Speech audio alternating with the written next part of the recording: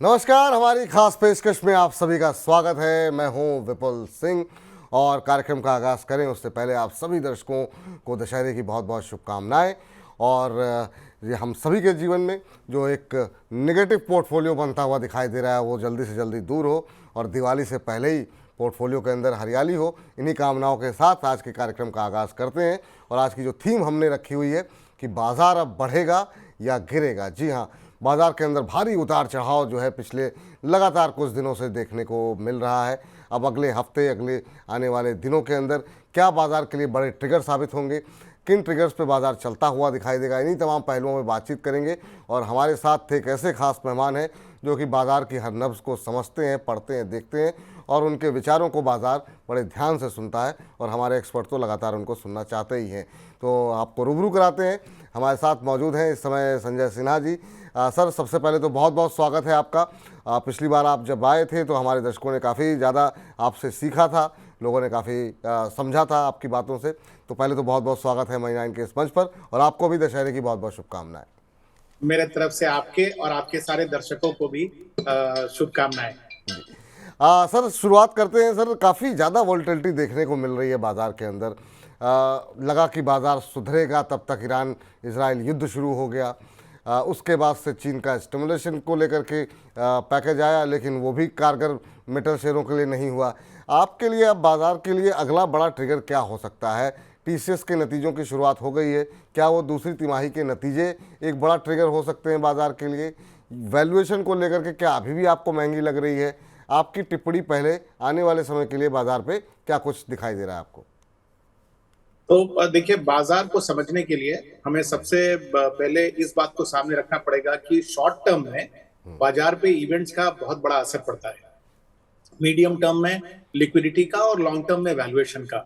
बिल्कुल। अगर आप बाजार को इवेंट्स के बैकग्राउंड में देखेंगे तो जो मिडिल ईस्ट की डेवलपमेंट्स हैं उसको नजरअंदाज नहीं किया जा सकता, क्योंकि वो अगर मान लीजिए एक विकराल रूप ले लेता है एक बहुत बड़े वॉर के रूप में, तो भारत के लिए ये बहुत नेगेटिव होगा, क्योंकि क्रूड के प्राइसेस ऊपर चले जाएंगे। हम हर साल करीब 250 मिलियन टन क्रूड की इंपोर्ट करते हैं और करीब 125 से 150 बिलियन डॉलर हम इस पे खर्च करते हैं। तो क्रूड प्राइसेस का ऊपर जाना भारत के मैक्रो इकोनॉमिक सिचुएशन के लिए खराब होगा और इसका जो कोलैटरल डैमेज जिसको कह सकते हैं वो करेंसी पे हो सकता है, और जिसके कारण अगर रुपया कमजोर होगा तो वो भी जो फॉरेन इंस्टीट्यूशनल इन्वेस्टर है उसके नजरिए से अगर वो भारत को देखता है तो वो भारत को नेगेटिव रूप में देखेगा। तो ये हो गई इवेंट जिसका की असर हमारे बाजार पे पड़ सकता है। साथ ही साथ दो तीन और भी इवेंट्स हैं जिनको नजरअंदाज नहीं कर सकते। दूसरी जो इवेंट है वो है कि यूएस के इलेक्शंस के आउटकम क्या होंगे, क्योंकि इनका सीधा असर वहां के इकोनॉमी पर तो पड़ेगा, हमारे कुछ सेक्टर्स पर भी उसका असर पड़ता है। तीसरी इवेंट जो है वो है यूएस की फेड रेट की कटौती का दौर, क्या वो चलता रहेगा और अगर चलेगा तो कितने का कटौती होगा, ये हो गया। और इन सबसे सबसे महत्वपूर्ण इवेंट जो है वो होगा दूसरी तिमाही का रिजल्ट, जो कि अभी से जो शुरू हो गया है वो करीब करीब नवंबर के मध्य तक पूरा प्ले आउट करेगा। और हमें इस बात को ध्यान में रखना चाहिए कि जो पिछला 3 महीना गुजरा है वो मौसम के हिसाब से बड़ा सीवियर रहा, इन द सेंस कि बारिश बहुत जोर से हुई और इसका असर कंजम्पशन पर तो पड़ा ही, और बहुत सारे इंफ्रास्ट्रक्चर प्रोजेक्ट्स जो एग्जीक्यूट हो रहे थे उनमें भी एक रुकावट सी आ गई थी। तो मिला जुला असर अगर आप देखें तो इस तिमाही में जो गुजरा दूसरी तिमाही FY25 की, तो उसके रिजल्ट्स बहुत इंपॉर्टेंट होंगे दो नजरिए से, कि वो रिजल्ट आते कैसे हैं और उन कंपनीज के जो मैनेजमेंट है वो आगे के 2 तिमाही के लिए किस तरह का गाइडलाइंस हमें किस तरह का गाइडेंस हमें देते हैं। तो इतने सारे फैक्टर्स के बीच में अगर बाजार को एक डायरेक्शन लेना है तो ये एक बड़ा कठिन समझिए कि एक समस्या है बाजार के लिए, कि वो ना तो पॉजिटिव ना ही नेगेटिव डायरेक्शन ले पाएगा। बिल्कुल सही कह रहे हैं सर। और जो है अपने तो लगभग सारी बातें बता दी हैं, फिर भी चूँकि हमने ग्राफिक्स तैयार किए हैं तो एक बार ज़रा अपने दर्शकों को दिखा देते हैं कि बड़े इवेंट्स जो है अगले हफ्ते किन पर नज़र रखनी होगी। तो आपको बता दें कि एक तो नज़रें रहेंगी, जैसा कि अभी सर बता रहे थे कि किस तरीके से ईरान इजराइल अपडेट्स जो है निकल करके सामने आती है, तो सोमवार के बाज़ार को काफ़ी हद तक प्रभावित करेगी। इसके अलावा 12 अक्टूबर को जो है चीन के जो वित्त मंत्री हैं उनकी एक प्रेस ब्रीफिंग होनी है। इस पर निगाहें रहेंगी, क्या कुछ निकल के आता है, नहीं निकल के आता है, क्या कोई और स्टिमुलस पैकेज जो है वो चीन की तरफ से दिया जाता है। आज इस उम्मीद में हमने देखा कि मेटल शेयरों में शुक्रवार के दिन एक अच्छी बढ़त देखने को मिली थी। इसके अलावा 14 तारीख को महंगाई दर के आंकड़े आएंगे, हालांकि ये बहुत सरप्राइजिंग होंगे ऐसा किसी को उम्मीद नहीं है, लेकिन फिर भी सर 12 अक्टूबर को जो इवेंट है उससे क्या कुछ आपकी एक्सपेक्टेशन है? क्या चीन एक बार फिर से कोई स्टिमुलस पैकेज अनाउंस कर सकता है क्या, और क्या कुछ एक्सपेक्टेशन आपकी यहाँ पर है चाइना को लेकर के? तो देखिए, चाइना ने कुछ दिनों पहले ही कुछ बहुत ही अग्रेसिव कदम उठाए अपने इकोनॉमी को रिवाइटलाइज करने के लिए, और साथ ही साथ बहुत दिन के बाद ऐसा देखा गया कि चाइनीज अथॉरिटीज ने इक्विटी मार्केट को संभालने के लिए कुछ कदम उठाए। तो अगर आप देखेंगे तो जिस तरह से चाइना में स्टेप्स लिए गए हैं बैंक्स को रीफाइनेंस करने के लिए, उनके रियल एस्टेट सेक्टर को संभालने के लिए, और जिस तरह से वहां पर कंजम्पशन को रिवाइव करने के लिए, तो यह संभव है कि जो कल उनके वित्त मंत्री का जो प्रेस ब्रीफिंग होगा उनमें कुछ और भी एलिमेंट ऑफ सरप्राइज रहे बाजार के लिए। चाइना एक ऐसा एलिमेंट है जिसको आप प्रेडिक्ट नहीं कर सकते। इसी के लिए मैं समझता हूं कि कल के इवेंट्स के बारे में एक बार इवेंट पार हो जाए तो ही कुछ आप अजम्पशन या एस्टिमेट लगाएं। कुछ स्पेक्यूलेशन पर, कल के इवेंट पर कुछ भी कदम उठाना शायद उतना अच्छा नहीं रहेगा। क्या अगर कोई कोशिश की जाती है सर चीन की तरफ से फिर से पंप करने की इकॉनमी में और अपनी इक्विटी मार्केट या अपने रियल एस्टेट को बढ़ावा देने के लिए, तो किस पर सबसे ज़्यादा भारत पे असर पड़ेगा? क्या मेटल स्टॉक ही रहें ऐसा, या फिर कुछ एक और ऐसे सेक्टर हैं जहां पर आपकी निगाहें रहेंगी? तो अगर आप ब्रॉड बेसिस पर देखें विपुल जी, तो सबसे ज्यादा असर जो हाल के दिनों में भारत पर हुआ वो हुआ फ्लाइट ऑफ कैपिटल का। चाइना पिछले कई महीनों से बाकी सारे इमर्जिंग मार्केट्स को अंडर परफॉर्म कर रहा था, और ये सारा अंडर परफॉर्मेंस उसने पिछले एक महीना में कॉम्पनसेट कर दिया। तो जो हॉट मनी है वो हो सकता है कि भारत से उठकर चाइना की तरफ चले जाए। तो ये जो ब्रॉडर लेवल पर अगर आप लिक्विडिटी का फैक्टर है उसमें आप देखेंगे कि पैसा बाहर भारत से निकल के हो सकता है चाइना को चला जाए। सेक्टोरल इंपैक्ट के बेसिस पर अगर आप उसको आंकना चाहते हैं तो नो डाउट चाइना में अगर रिवाइवल होता है तो मेटल स्टॉक्स या मेटल के प्राइसेस में बढ़ोतरी होनी चाहिए, और उसका डायरेक्ट असर हमारे मेटल स्टॉक्स पर पड़ेगा। और हमने कुछ देखा उसका असर पिछले कुछ दिनों में भी ऐसा होते हुए। और अगर आप लंबे मीडियम टर्म से लेके लॉन्ग टर्म में अगर उसकी असर को देखना चाहें तो एक चीज और है जो हो सकता है कि इसके साथ साथ उभर कर सामने आए कि, और मैं समझता हूं कि इसको आइसोलेशन में ना देखें। इसी के लिए मैंने हल्के तौर पे पहले भी इंडिकेट किया था कि यूएस इलेक्शन का आउटकम भी एक सिग्निफिकेंट फैक्टर है, क्योंकि अगर मान लीजिए कि रिपब्लिकन्स की जीत होती है और ट्रम्प प्रेसिडेंट बनते हैं तो वो उनका रवैया चाइना के प्रति बहुत ही मैं समझता हूं कि अग्रेसिवली नेगेटिव है, इन द सेंस कि वो चाइना के बहुत खिलाफ है, जबकि कमला हैरिस उतनी चाइना के प्रति उतनी नेगेटिव नहीं है। तो ये दोनों फैक्टर्स, चाइना की रिवाइवल और यूएस में इलेक्शंस का आउटकम, ये दोनों को आमने सामने रख के देखना पड़ेगा कि मीडियम टर्म में असर कैसा पड़ता है। ठीक सर, चलिए अब जरा एक एक करके एक सेक्टर को खंगालने की, समझने की कोशिश करते हैं सर। शुरुआत दूसरी तिमाही का जिक्र कई बार आया Q2 का, तो टीसीएस के रिजल्ट्स के साथ ही शुरुआत करते हैं। और टीसीएस के रिजल्ट्स आए, बहुत बड़ा कोई सरप्राइज इवेंट नहीं रहा, एक्सपेक्टेड लाइन से थोड़े हल्के रहे, लेकिन ख़राब भी नहीं कह सकते हैं। कंपनी का की जो रेवेन्यू है उसमें हमने देखा पिछली तिमाही के मुकाबले 6% की बढ़त देखने को मिली है, 64,259 करोड़ रुपए रहा। मुनाफे में 1.10% की गिरावट देखने को मिली है, 11,909 करोड़ रुपए। फिर भी कुछ हरे निशान, ग्रीन शूज यहाँ पर दिखाई दे रहे हैं। कम से कम नौकरियों के मामले में जो बातें कही गई हैं टीसीएस की मैनेजमेंट की तरफ से, 0.20% जो है कंपनी के एबिट में बढ़ोतरी दे रही है, और मार्जिन्स जो है वो थोड़े से घटे हैं, 24.70% से घट करके अब ये 24.10% रहे। लेकिन अगर इसकी परछाई में अगर हम बाकी आईटी सेक्टर को देखें तो आप कैसे देख रहे हैं? क्योंकि अभी बहुत सारे दिग्गज कंपनियों के रिजल्ट्स बाकी हैं। आपकी नज़रें क्या दिग्गज आईटी कंपनियों पे रहेंगी, मिड कैप आईटी पे रहेंगी, और ओवरऑल आईटी से एक्सपेक्टेशन आपकी क्या है? विपुल जी, टीसीएस के रिजल्ट ने थोड़ा सा धक्का तो दिया है एक्सपेक्टेशंस को, क्योंकि ऐसा उम्मीद किया जा रहा था कि इस क्वार्टर में मार्जिन पर प्रेशर नहीं होगा और क्वार्टर ऑन क्वार्टर जो ग्रोथ है वो अच्छा ही माना जा रहा था कि होना चाहिए था आईटी कंपनी से। कई बार ऐसा भी देखा गया है कि अगर टीसीएस का प्रदर्शन एक तरह का होता है तो इन्फोसिस का प्रदर्शन उसके विपरीत भी होता है। तो मैं आईटी कंपनीज को तीन भाग में बांट देता हूँ।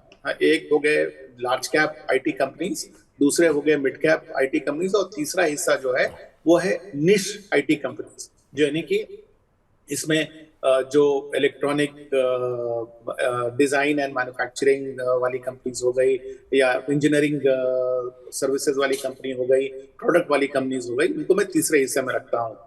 तो जहां तक लार्ज कैप कंपनीज से उम्मीद है, तीन मेजर एरियाज है जहां पर उन पर उम्मीदें टिकी हुई हैं। एक, उनका क्वार्टरली ग्रोथ जो है वो अच्छा होना चाहिए, और ऐसा माना जा रहा है कि पहले 2 क्वार्टर में अगर ग्रोथ अच्छा होता है तो उनका गाइडेंस जो है पूरे साल के लिए वो शायद ऊपर की तरह रिवाइज हो जाए। तो ये एक पहली उम्मीद है उनसे। दूसरी उम्मीद जो उनसे की जा रही है वो ये कि उनकी मार्जिन पर जो प्रेशर पिछले साल देखी गई थी वो इस साल नहीं देखी जाएगी, क्योंकि वेज हाइक जिस तरह से पहले हुए अब उस तरह के वेज हाइक करने की जरूरत उनको नहीं है। तीसरी चीज जो जिस पर नजर है लोगों की वो है डील विंस की, क्योंकि जैसा ओवरऑल एनवायरनमेंट आईटी के लिए अगर मान लीजिए थोड़ा सा ढीला पड़ा था, लेकिन उसके साथ ही साथ बड़े बड़े डील्स जो हैं वो आईटी कंपनी जो बड़ी वाली हैं वो जीत रही थी। तो ये तीन मेन चीजें हैं जो कि बड़ी आईटी कंपनी के लिए लोगों के नजर में रहेगी। जहां तक मिड कैप आईटी कंपनीज है वहां पर सिंपल दो ही चीजों पर लोगों की नजर है। एक, कि उनका ग्रोथ ट्रेजेक्टरी अब कैसा है, और दूसरा, उनकी मार्जिन कितनी इंटैक्ट है। ये हो गई दूसरी सेगमेंट की। और तीसरी, जो निश कंपनीज हैं जो कि प्रोडक्ट कंपनीज हैं, या जो इलेक्ट्रॉनिक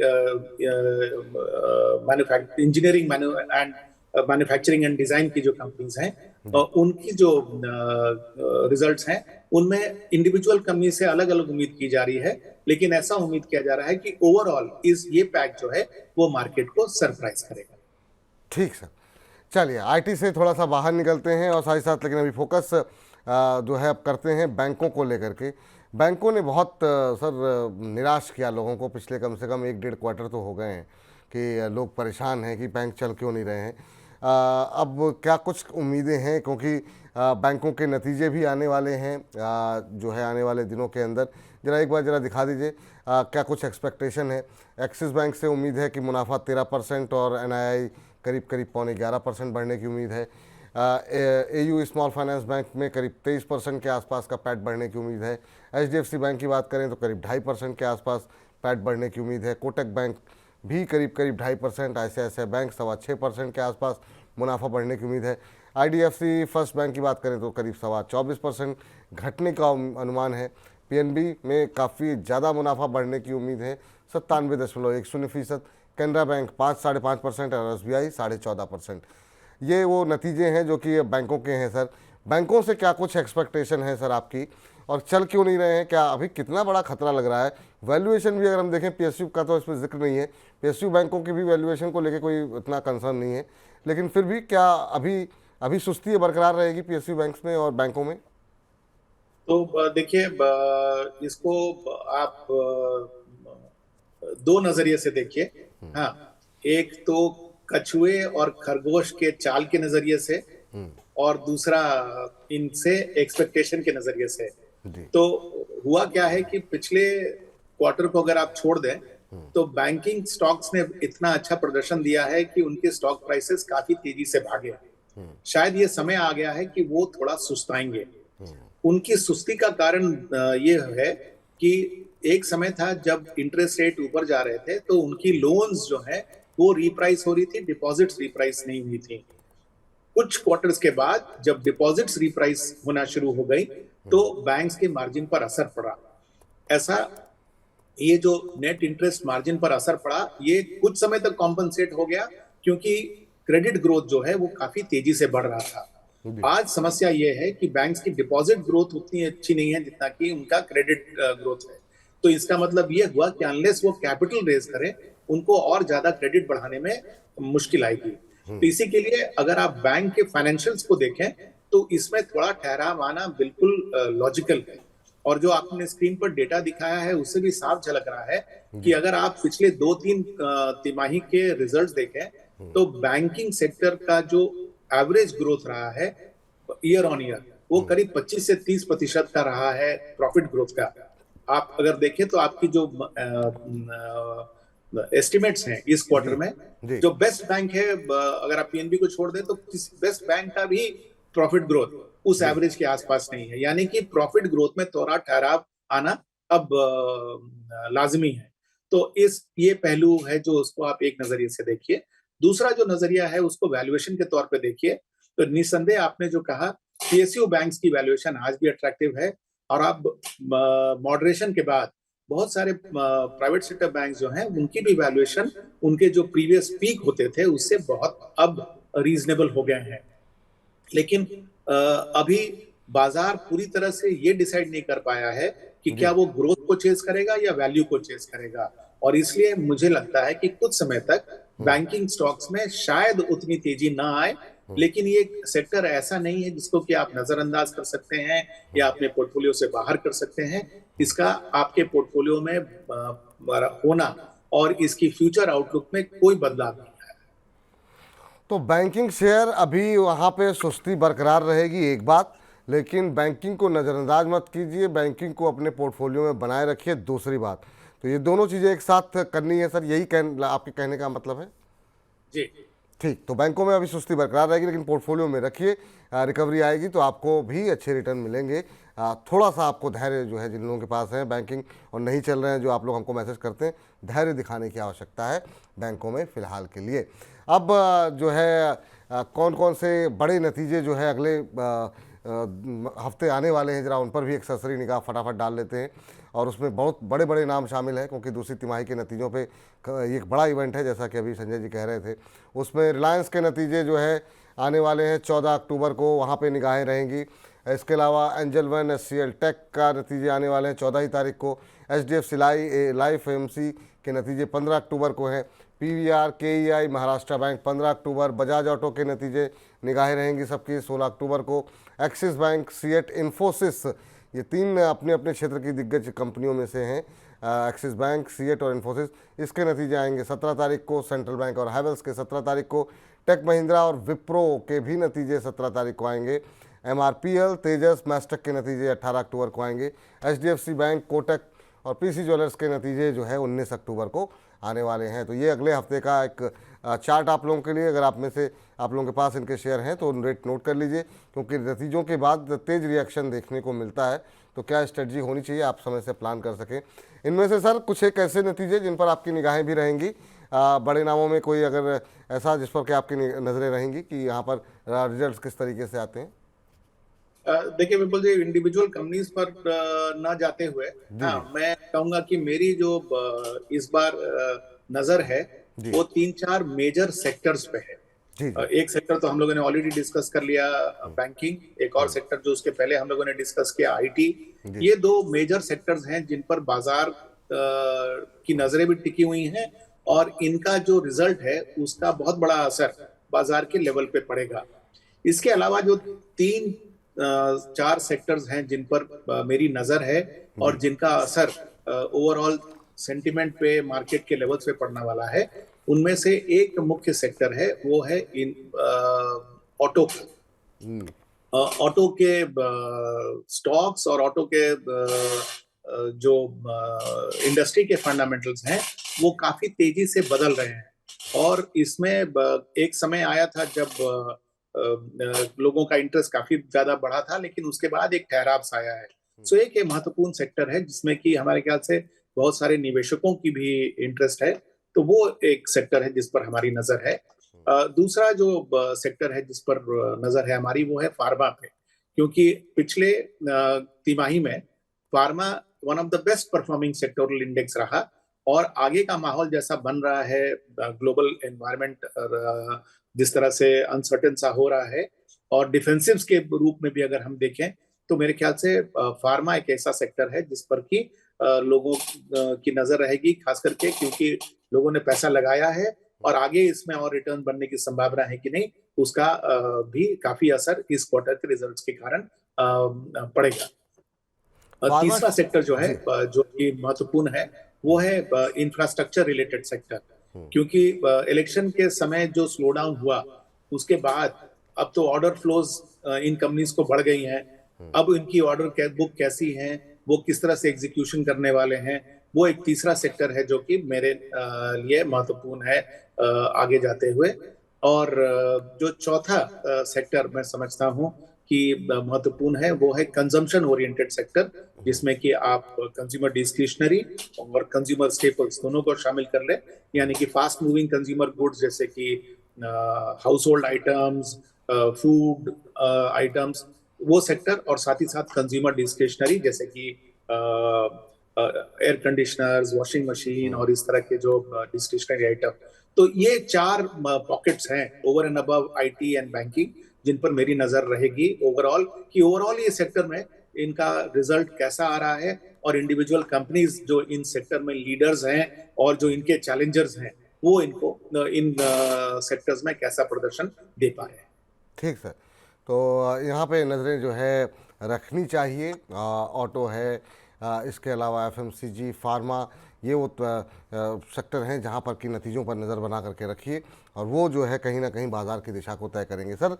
लेकिन जो पिछली बार भी मैंने शायद आपसे सवाल किया था और वही सवाल रिपीट करेंगे कि अभी जो नए निवेशक हैं और वो अभी 2-3 महीने में थोड़े से घबरा से गए हैं बाज़ार की वोलेटिलिटी को देख करके, या फिर एक बाज़ार कहीं जाता हुआ नहीं दिखाई दे रहा है। अब बीच में हमने देखा बाज़ार ने नए हाइज भी बनाए, लेकिन पोर्टफोलियो लोगों के नहीं मूव हो रहे हैं, क्योंकि पोर्टफोलियो में पीएसयूज भरे हुए हैं, पोर्टफोलियो में ऐसे शेयर हैं जो अब नहीं चल रहे हैं, जहां पर कि अब फोकस चेंज हो गया है अलग अलग सेक्टर्स में। उनको क्या करना चाहिए? क्या एक बार के लिए नुकसान बुक करना चाहिए, बने रहना चाहिए, या फिर अभी क्या किस तरह की स्ट्रेटजी होनी चाहिए? क्योंकि उनके लिए पहला अनुभव है पोर्टफोलियो के लाल निशान में होने का, तो उनके लिए कुछ कहना चाहेंगे आप सर? तो देखिए, अपने पीक से बाजार ज्यादा अभी तक भी करेक्ट नहीं किया, 5 से 6% की ही करेक्शन हुई है। लेकिन इंडिविजुअल स्टॉक्स अगर आप देखें, रिलायंस देखें, एचडीएफसी बैंक देखें, दिग्गज स्टॉक देखें, तो वो 10 से 20% अपने पीक से करेक्ट कर चुके हैं।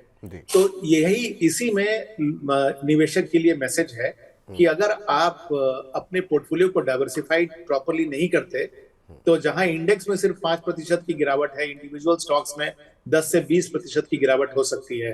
तो अगर आपने प्रॉपरली डाइवर्सिफाइड पोर्टफोलियो बनाया है तो आपकी पोर्टफोलियो बाजार के गिरने पर भी रिलेटिवली इंसुलेटेड रहेगी। दूसरी बात कि बाजार में पैसे टाइमिंग से नहीं बनते, टाइम से बनते हैं। और पिछले 3 साल का एक्सपीरियंस आप देख लीजिए कि अगर हम बाजार में नीचे के लेवल से उठाने के चक्कर में वेट करते रहे तो हमने हमेशा वो अवसर गंवाया है। तो अगर हम ऑलरेडी इन्वेस्टेड हैं तो ऐसा कोई कारण नहीं है कि हमें अपने इन्वेस्टमेंट को जीरो कर देना चाहिए। हमें भले ये जरूर करना चाहिए कि अगर हम सही स्टॉक्स में नहीं हैं तो हमें सही स्टॉक्स में आना चाहिए।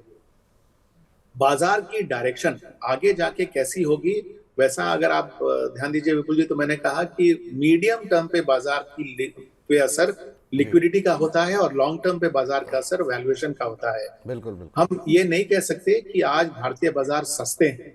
भारतीय बाजार आज अगर आप देखें तो फेयरली वैल्यूड है, लेकिन अगर आप उसको थोड़े से लंबे वैल्यूएशन पर देखें, FY 26 की अगर आप EPS नापें निफ्टी की, तो वो करीब 1290 रुपया या 1300 रुपए के आसपास है। अगर तिमाही रिजल्ट के कारण अगर इसमें डाउनग्रेड नहीं होता है तो मेरे ख्याल से संभव है कि बाजार 22 टाइम अपने FY26 की अर्निंग पर ट्रेड करे साल भर के अंदर। तो यानी कि यहां से भी हमें 15% तक की अपसाइड मिल सकती है बाजार में। डाउनसाइड भी उसी हिसाब से लिमिटेड होगा। लेकिन जो मीडियम टर्म पर असर पड़ने वाला है बाजार पे लिक्विडिटी का, उसके लिए मैं आपके सामने एक डेटा रख देता हूं। पिछले 3 महीने में FIIs ने अगस्त, जुलाई और सितंबर के महीने में नेट पॉजिटिव बाइंग की भारतीय बाजार में, और उनकी जो नेट बाइंग थी वो करीब करीब 55,000 करोड़ की थी। इन्हीं 3 महीनों में डोमेस्टिक इंस्टीट्यूशनल इन्वेस्टर ने करीब करीब 1 लाख करोड़ की खरीदारी की। यानी कि दोनों FII और भारतीय इंस्टीट्यूशंस ने मिलके 1,55,000 करोड़ की खरीदारी की पिछले 3 महीने में, और बाजार क्या हुआ, 2% ऊपर गया। तो इतनी बड़ी मात्रा में लिक्विडिटी बाजार में आने के बावजूद भी अगर बाजार 2% ऊपर जाता है, यानी कि बाजार या तो कंसोलिडेट कर रहा है या किसी कारण से सहमा हुआ है। इसी के लिए इस बाजार में शॉर्ट टर्म में तेजी की उम्मीद करना शायद उचित नहीं होगा। आपको थोड़ा होराइजन लंबा करने की जरूरत है। छोटी अवधि में जो है यहाँ पर आपको ये, अब ये वो दौर निकल गया जब छोटी अवधि में अच्छे पैसे बन रहे थे, तो शॉर्ट टर्म में अगर आप उम्मीद करें कोई बड़ा जंप मिलेगा तो ऐसी स्थिति नहीं होगी। ये आपने बहुत अच्छा किया कि ये बात बताई, क्योंकि बहुत लोग कहते हैं कि शॉर्ट टर्म व्यू है, तो ये उन सबके लिए एक अलर्ट है कि अगर आप शॉर्ट टर्म के लिए पैसे लगा रहे हैं तो अभी के लिए मौजूदा स्थिति में बाजार ऐसा नहीं है। सर, ये अब और कितना वेट करना पड़ेगा PSU शेयरों के लिए, खासतौर से डिफेंस में? हालांकि हमने देखा कि गुरुवार को एक रिकवरी कुछ एक शेयरों में आई, मझगांव डॉक थे और भी शायद से शेयर रहे, लेकिन ऊपरी स्तर तो ठीक ठाक करेक्शन आ गया सर इनमें। क्या सलाह रहेगी आपकी, और कितना टूटना बाकी है? क्या अभी भी 10-12%, 20% और करेक्ट होंगे? ये डिफेंस में काफ़ी लोग फंस गए हैं। डिफेंस क्या, बल्कि पावर की भी कभी अभी जिक्र करेंगे, लेकिन पहले डिफेंस से शुरुआत करते हैं। तो उसमें देखिए ऐसा है कि जो करेक्शन आया है पावर सेक्टर्स में या डिफेंस सेक्टर में, तो ये उनके किसी फंडामेंटल नेगेटिव डेवलपमेंट के कारण नहीं हुआ है। ये हुआ है बिकॉज ऑफ सेक्टोरल रोटेशन। इसके लिए अगर आपको क्लू खोजना है या मतलब सुराग खोजना है, तो आप पिछले 3 महीने के सेक्टोरल इंडेक्स का परफॉर्मेंस देख लें। पिछले 3 महीनों में 3 जो सबसे अच्छे प्रदर्शन रहे सेक्टर्स के, वो रहे फार्मा, IT और FMCG के। जी। तो पैसा जो है वो IT, PSU, पावर से निकलकर इन डिफेंसिव सेक्टर की तरफ चला गया, और इसके कारण जो प्रॉफिट टेकिंग हुई उसके कारण इन सेक्टर्स के स्टॉक नीचे आ गए। बाजार में पैसा समय समय पर एक सेक्टर से दूसरे सेक्टर पर रोटेट करता है।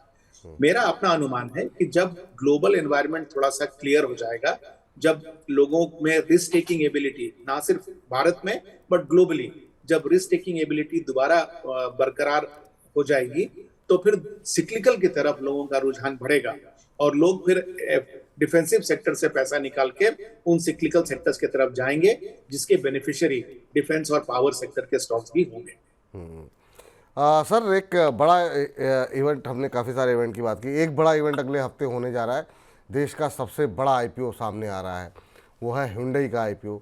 15 तारीख से खोल रहा है, और इससे पहले हमने एक बड़ा कॉर्पोरेट का IPO देखा था, वो बजाज का था, बजाज हाउसिंग का। अच्छा रिस्पांस मिला, अच्छी लोगों ने पैसे भी IPO मार्केट में काफ़ी बनाए हैं, कमाए हैं। 100% के आसपास को लोगों को प्रीमियम बार बार मिल रहे हैं। अभी क्या जो बाज़ार के सेंटिमेंट ख़राब हुए हैं, उसमें क्या लगता है आपको कि टिक पाएगा Hyundai का IPO? क्योंकि उससे पहले जितने बड़े बड़े IPO हमने जाते हुए देखे हैं, उसमें बाज़ार थोड़ा हिला है। मुझे रिलायंस पावर का IPO याद आता है, बहुत चर्चा रही और बहुत हंगामा रहा, उसका पूरा बाज़ार हिल गया था। क्या आपको लगता है कि अब बाज़ार में वो डेप्थ है कि इस तरह के IPO को वो पचा ले जाएगा? दूसरा, Hyundai मोटर्स के IPO को लेकर के और ओवरऑल IPO बाज़ार पे आपकी राय क्या है? तो देखिए, जिस समय रिलायंस पावर का IPO आया था, उस समय बाजार में सिर्फ एक सेक्शन था इन्वेस्टर का जो कि घुसा हुआ था, जो कि अपने ग्रीड को चेस कर रहा था। आज का माहौल थोड़ा दूसरा है, इन द सेंस कि इक्विटी की अंडर ओनरशिप जो है वो स्ट्रक्चरल है, और जिस तरह के नंबर्स म्यूचुअल फंड के SIP के नंबर्स अगर आप देखिए, वो करीब 25,000 करोड़ के हैं। अगर आप नेट इक्विटी फ्लोज के नंबर देखिए तो वो करीब 35,000 करोड़ के हैं, और पिछले 3 महीनों का अगर एवरेज देखें तो 33,000 करोड़ के आसपास का एवरेज, उससे ज्यादा का एवरेज रहा है इक्विटी मोबिलाइजेशन का। तो ये स्ट्रक्चरल चेंज जो आ रहा है, ये बाजार को एक डेप्थ प्रदान कर रहा है जिसमें कि ये बड़े साइज के आईपीओ जो हैं वो एब्जॉर्ब हो जाएंगे, इसमें कोई संदेह नहीं है। हाँ, ये जरूर है कि जब इनकी सब्सक्रिप्शन होती है और वो बहुत ज्यादा ओवर सब्सक्राइब होते हैं तो कुछ पैसा वहां ब्लॉक हो जाता है उन सब्सक्रिप्शन में, लेकिन अब तो सेबी के गाइडलाइंस के कारण ये ब्लॉकेज बहुत लंबा नहीं होता, 3-4 दिन के अंदर वो रिलीज हो जाता है। तो बाजार से लिक्विडिटी कुछ लंबे समय के लिए बाहर इन बड़े आईपीओ के कारण नहीं जा रही है।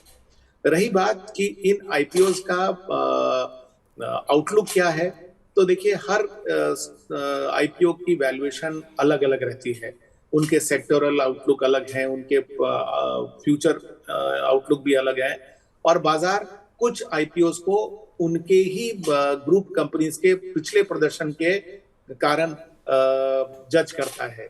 तो इसी के लिए मैं समझता हूं कि ओवरऑल अगर आप आईपीओ का माहौल देखें तो मेरे ख्याल से आईपीओ का माहौल अभी भी अच्छा है, और मेरा तो पुराना मानना है कि देखिए prosperity of the primary market eventually flows into the secondary market, यानी कि जिन लोगों को आईपीओ में पैसे बनाने के अवसर मिलते हैं वो उनको एनकरेज करते हैं कि वो इक्विटी में और ज्यादा एलोकेट करे, और ना सिर्फ प्राइमरी मार्केट में करे, सेकेंडरी मार्केट में भी करे। तो मेरे ख्याल से ये आईपीओ का आना एक अच्छी बात है, क्योंकि इसके साथ एक दूसरी चीज भी हो रही है, जो इतनी बड़ी मात्रा में लिक्विडिटी आ रही है बाजार में, कम से कम कुछ अच्छे क्वालिटी आईपीओ में एब्जॉर्ब तो हो जा रही है। ये बात तो सही कह रहे हैं आप कि वाकई में जो लिक्विडिटी आ रही है वो कहीं ना कहीं एब्जॉर्ब होती हुई दिखाई देगी।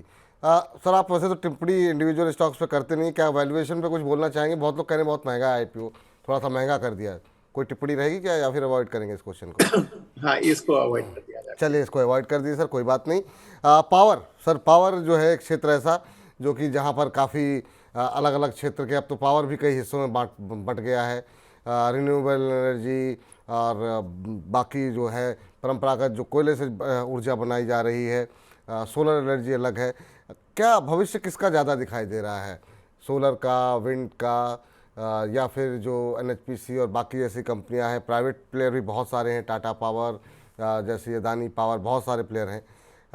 फ्यूचर क्या दिखाई दे रहा है सर पावर का आपको, और किस तरह की कंपनियां आपको ज़्यादा बेहतर दिखाई दे रही हैं? तो देखिए ओवरऑल पावर सेक्टर का आउटलुक जो है वो बहुत पॉजिटिव है, क्योंकि जिस तरह से हम अपनी कैपेसिटी को एनहांस करने वाले हैं अगले 5 साल में, वो बहुत बड़ी अपॉर्चुनिटी प्रदान करेगी तीनों सब सेक्टर्स को, जनरेटिंग सेक्टर्स को, ट्रांसमिशन सेक्टर को और डिस्ट्रीब्यूशन सेक्टर। और मतलब ये जो दोनों सेक्टर जो मैंने लास्ट में मेंशन किया, ट्रांसमिशन और डिस्ट्रीब्यूशन, इससे एंसिलरी बहुत सारे सेक्टर्स हैं, ट्रांसफार्मर्स हुए, स्विचिंग हुए, मीटरिंग सेक्टर्स हुए। तो एक बहुत बड़ा सेगमेंट है जो कि इस पावर सेक्टर के ग्रोथ का बेनिफिशियरी होगा। विद इन ब्रॉडर सेक्टर्स अगर आप देखें तो चूंकि हमारा रुझान अब रिन्यूएबल एनर्जी की तरफ ज्यादा है, तो रिन्यूएबल एनर्जी में अपॉर्चुनिटी ज्यादा मुझको लग रहा है कि अगले 2-3 साल में आएंगे। और अगर आप इमीडिएट अपॉर्चुनिटी देखें तो जिस तरह की आईपीओ आने की संभावना है, अधिकतर आईपीओ जो अभी आ रही हैं वो सोलर पावर से रिलेटेड है। तो मुझे लगता है कि चूंकि ये आईपीओ आएंगी और जिस तरह से भारत अग्रसर हो गया है अपने आप को सेल्फ सफिशिएंट बनाने के लिए in renewable power and more particularly in solar power, जैसे कि एक एस्टिमेट ये है कि अगर भारत में आज सोलर पावर सेल की कैपेसिटी 76 गीगावाट की है, तो उसको कुछ ही समय में यहां से दुगना कर 150 गीगावाट करने की सरकार की मंशा है। और हम चाहते हैं कि अप्रैल 2026 के बाद हम चाइना से कोई भी सोलर पीवी मॉड्यूल्स इंपोर्ट ना करें। तो ये एक बहुत बड़ा अपॉर्चुनिटी ऑफर करता है हर क्लास में, लार्ज साइज कंपनीज में, मीडियम साइज कंपनीज में। और चूंकि सरकार ने इस पर कुछ रेगुलेशंस भी लगाए हैं, तो इसके कारण हमारे ख्याल से एक ऑर्डरली डेवलपमेंट होना चाहिए। तो मेरे ख्याल से रिन्यूएबल एनर्जी ओवरऑल अट्रैक्टिव है, उसके अंदर इमीडिएट अट्रैक्शन अगर आप देखें तो सोलर पावर में लगता है।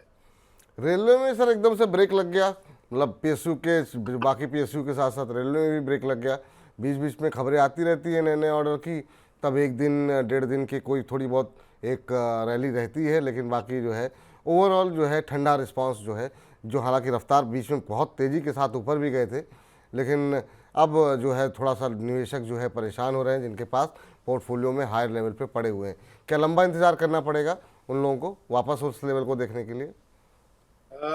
देखिए कितना समय लगेगा ये बिल्कुल एक्यूरेटली एस्टिमेट करना तो मुश्किल है, लेकिन ये बात जरूर है कि भारत में रेलवे क्षेत्र में बहुत ज्यादा इन्वेस्टमेंट हो रहा है और इसमें और ज्यादा क्लैरिटी हम लोगों को फरवरी 2025 में मिल जाएगी जब नया बजट प्रस्तुत किया जाएगा और उसमें रेलवे के लिए क्या आउटले दिया जाता है वो पता चलेगा। तो यानी कि 3-4 महीने में ज्यादा क्लैरिटी आ जाएगी कि अब आगे का जर्नी जो है रेलवे सेक्टर में वो कैसा है। अदरवाइज अगर आप अभी देखें तो फिर वही है विपुल जी, वो कछुए और खरगोश वाली कहानी कि काफी तेजी से स्टॉक जो बढ़े उनको कुछ समय के लिए तो सुस्ताना पड़ेगा। बिल्कुल, ये बड़ी अच्छी कहानी सुनाई सर, कछुए और खरगोश वाली। वाकई में अगर तेज़ी के साथ ऊपर गए तो थोड़ा सुस्ताना तो पड़ेगा ही, और ये हमारे दर्शकों को भी समझने की आवश्यकता है। अगर आपने बहुत हायर लेवल पे खरीदारी की है और तो फिर आपको थोड़ा धैर्य भी दिखाना चाहिए, क्योंकि फिर उसके बाद से जिन लोगों ने नीचे लगाया था उनको प्रॉफिट कमा लिया, आपको थोड़ा सा भी धैर्य दिखाना पड़ेगा। सर समय कैसे बीतता आपके साथ पता नहीं चलता। बहुत अच्छी बातचीत रही सर, थैंक यू। एक बार फिर से आप हमारे कार्यक्रम का हिस्सा बने, बहुत कुछ आपने बताया, बहुत कुछ हमारे दर्शकों को जानने का मौका मिला होगा, और उम्मीद करते हैं जल्दी फिर आप आएंगे और ऐसे ही हम लोगों का मार्गदर्शन करते रहेंगे हमारे दर्शकों का। बहुत बहुत शुक्रिया आज की चर्चा में शामिल होने के लिए। शेयर तो आपने कोई डिस्कस ये अवसर प्रदान करने के लिए आपका अरे धन्यवाद। सर, हम तो सर, अब हमारे तो आप कहें आपके पास समय रहे तो हर रोज़ अवसर मिल जाएगा सर आपको, लेकिन ये कि व्यस्तता आपकी ज़्यादा रहती है। बहुत थैंक यू सर, बहुत बहुत धन्यवाद आपको, आपके परिवार को, आपके पूरे टीम को हमारी तरफ से दशहरे की बहुत बहुत शुभकामनाएं। शुक्रिया। तो चलिए फिलहाल आज की इस खास पेशकश को यहीं पर समाप्त करते हैं। लेकिन अगर आपके पास इंडिविजुअल शेयरों को लेकर के आशंकाएं हैं या आपके पोर्टफोलियो में कोई शेयर नहीं चल रहा है, इसको लेकर के आप समझना चाह रहे हैं, तो फिर हर रोज़ जुड़ जाइए हमारे साथ दोपहर 1 से 2 बजे, सोमवार से शुक्रवार। नए नए एक्सपर्ट, बड़े बड़े एक्सपर्ट हमारे साथ आते हैं, आपके पोर्टफोलियो को कैसे सुधारा जाए इस पर चर्चा करते हैं। तो आप भी लगातार महीना इनके साथ बने रहिए। मुझको फिलहाल के लिए इजाज़त दीजिए, नमस्कार।